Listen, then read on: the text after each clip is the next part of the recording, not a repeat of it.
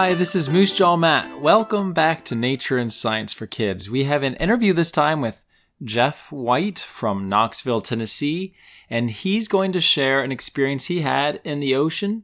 I won't say any more than that. I'll let him tell the story.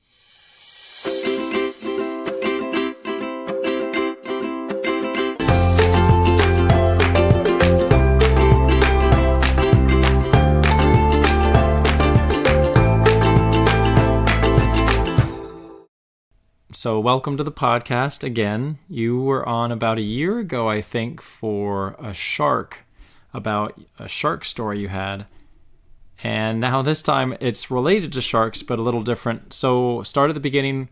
Where were you? When was this? And lead us through what happened. So the family was at Folly Beach near Charleston on a family vacation. And we were having a great time. Mid-morning, doing a little shark fishing, and we were getting ready to paddle out some shark bait past the waves further than we could cast. And I had just loaded up my kayak with some shark bait, and I was dragging it down to the edge of the water, and I stepped down off the sandbar directly onto a stingray. And I felt under my foot a flex of a squishy pancake, and then a sharp pain that caused me to drop the kayak, drop down to my haunches, and grab my ankle. And my older brother Tommy's looking at me going, "What are you doing laying here when you need to paddle out the shark bait?" And the kayak is getting bashed against me in the waves over and over until he realized there's blood coming out from between my fingers as I hold my ankle up out of the water. So he pulls the kayak out of the way and then grabs the back of my life jacket and pulls me up onto the beach.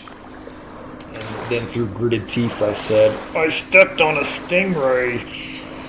And the pain was tremendous. I've been through lots of painful experiences, but I've never felt something so painful. I've read before that a sting is one of the worst animal pains you can experience. On the top 10 list of all animals. So how would you describe the pain, if you don't mind focusing on that? What did it feel like, if you could put words to it? It felt like my ankle was being stabbed with 1,000 knives and I was being electrocuted at the same time. Now, when I examined the wound wasn't very deep or wide at all. It was a rather small stingray, maybe the size of a frisbee.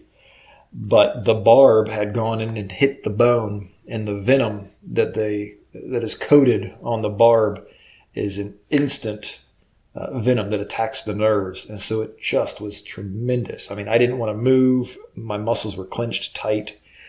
And it was all I could do just to sit there and stay as calm as possible. And somebody actually thought on the beach that I was having a heart attack, and they called the ambulance. Do you still, in your mind, can you remember what the pain was like? Yes. There's times where I am even at the ocean and I'm doing the stingray shuffle in the waves. And my biggest fear now is no longer getting bit by a shark, but it's stepping on a stingray because of how paralyzing it was. So tell our listeners, because they might be thinking, I don't want to step on a stingray. I don't want to experience that. How can they avoid it? Is there a way to minimize that? One of the ways to minimize it, and it's not the stingray's fault that it stung me. It's a defensive mechanism. I happened to just step directly down on top of the stingray and was crushing it. And so the thing that it does, and God equipped it with, is to lash its tail out and say, "Hey, I'm right here." So I do the stingray shuffle when I'm in water that I can't see, or even in the shallower waters, since stingrays can dig beneath the sand and cover themselves. I slide my feet. I never lift them up off the contact of the sand. So I do the stingray shuffle, sliding my feet out into the water, always sliding them through the sand. And I've touched several stingrays, but I'm coming up and I'm bumping into them from the side, and it's not an attack. They don't have to be on the defensive. They'll just swim away, and I've never been struck again. How long did it take for the pain from that to go away? The bleeding, I didn't try to stop any of the bleeding. It wasn't gushing, but I let it bleed for a while to try to get any contaminants out of my system. And after about 15 minutes, the pain went completely away. I was really surprised. I was actually able to walk all the way back to the beach house that we were staying at, and I actually ran into the beach patrol. as they were driving up, and they actually had me sit on the tailgate.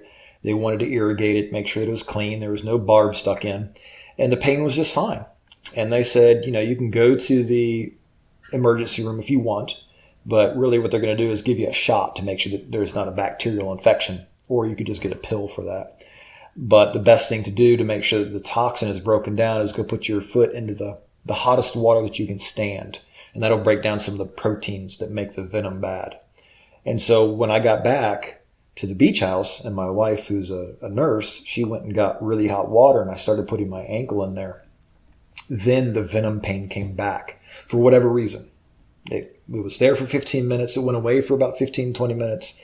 And then for the next couple hours, there was just this dull, throbbing ache that was pretty constant for quite a while. And you haven't stepped in any since then? That sounds positive. Yes. Never been attacked by a shark? Never been attacked by a shark.